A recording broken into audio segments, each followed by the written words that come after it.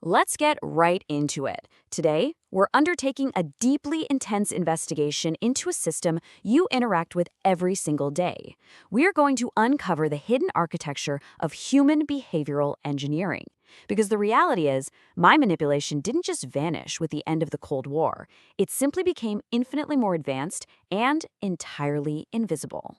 Take a look at the device you're probably holding right now.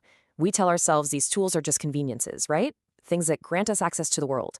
But I want you to genuinely ask yourself, are these modern technologies actually freeing humanity, or are they quietly programming it? As we descend into what researchers call the cognitive battle space, we have to start questioning everything about our daily digital habits.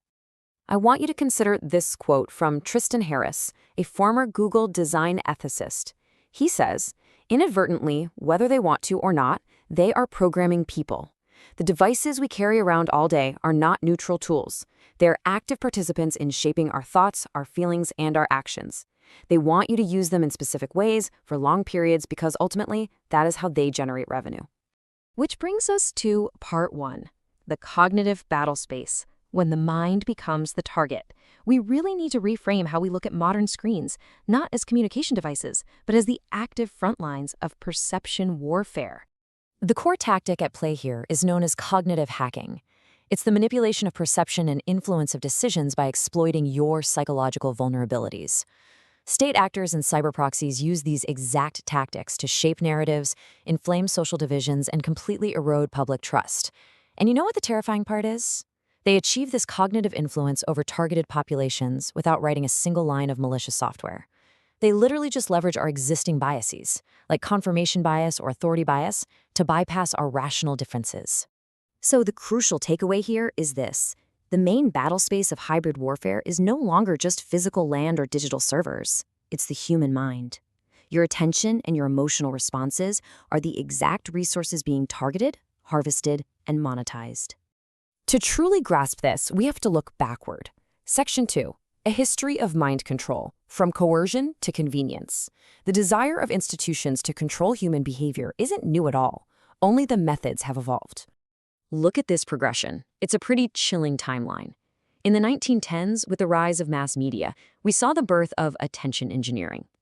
Fast forward to 1953, the CIA launches MK Ultra, brutally attempting mind control through LSD and chemical trauma, entirely without consent. By 2003, in places like Abu Ghraib, we saw the use of pure psychological fear to break the human will. And today, the target remains exactly the same, your perception. But the delivery mechanism has shifted to elegant, invisible algorithms and very soon, microchips.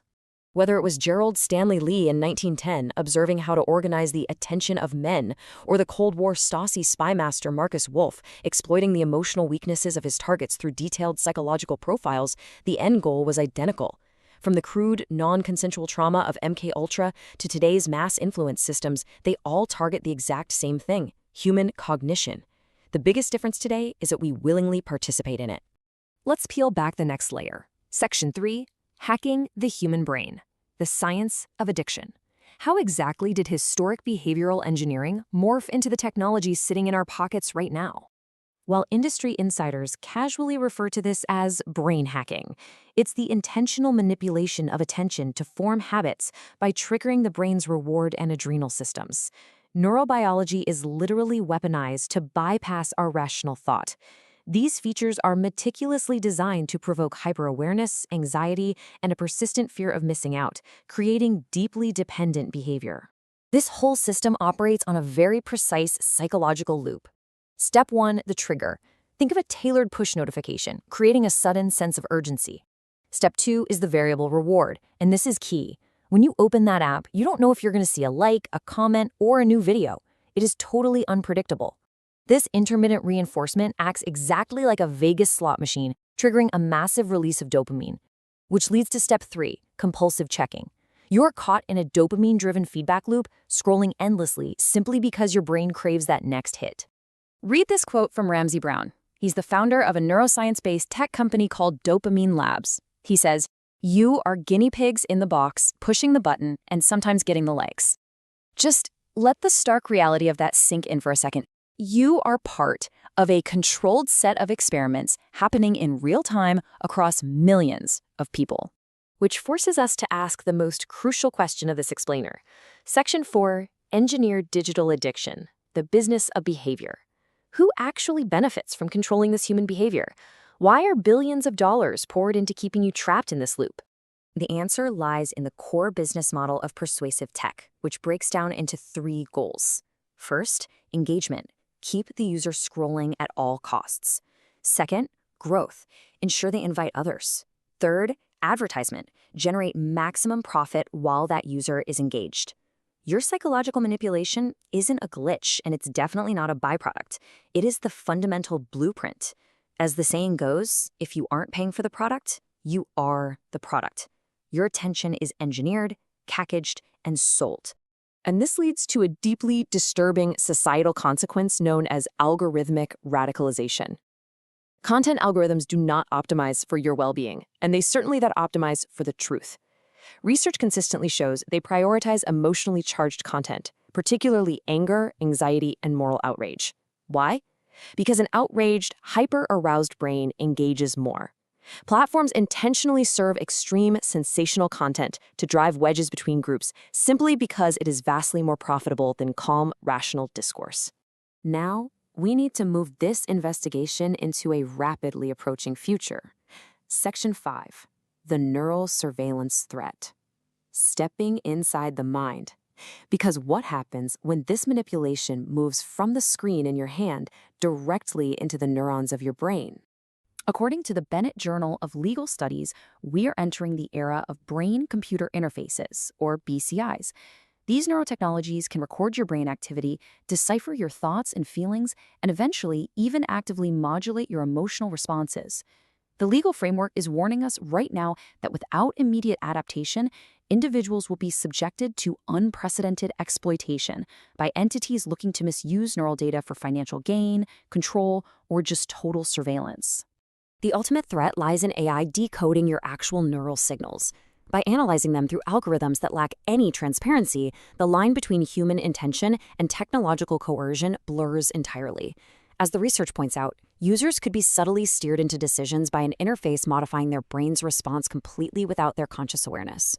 Because of this terrifying reality, legal scholars are desperately arguing for a brand new human right. They call it cognitive liberty. It's the right to mental privacy, the ownership of your personal beliefs and desires without imposition from outside parties. Without these neuro rights, we risk living in a dystopian surveillance culture where our very brainwaves, our most intimate thoughts, are harvested and manipulated by the highest bidder. And this brings us to the existential climax of our explainer, Section 6, the illusion of free will. Who is in control? We have to challenge the most fundamental belief we hold about ourselves, our autonomy. We all desperately want to believe in free will, right? The idea that we have mental privacy, that we make conscious choices, that we can sustain our attention on what actually matters. But contrast that with the reality of algorithmic conditioning. We live in an environment driven by predictive behavioral loops, engineered emotional responses, and continuous digital surveillance. Your desires, your anxieties, and your outrage are being algorithmically curated by a system quite literally designed to exploit you. I want you to deeply consider this. When design intentionally exploits our neurobiological vulnerabilities, when our environment is a constant stream of variable rewards and calculated triggers, at what exact point does a helpful piece of technology cross the boundary into a system of psychological control? And that leaves us with this chilling final thought. From the chemical coercion of the Cold War to the dopamine-driven digital slot machines currently sitting in our pockets, human perception has always been the target. Only now, it's perfectly disguised as convenience. So ask yourself, has modern society already normalized a form of invisible mind control?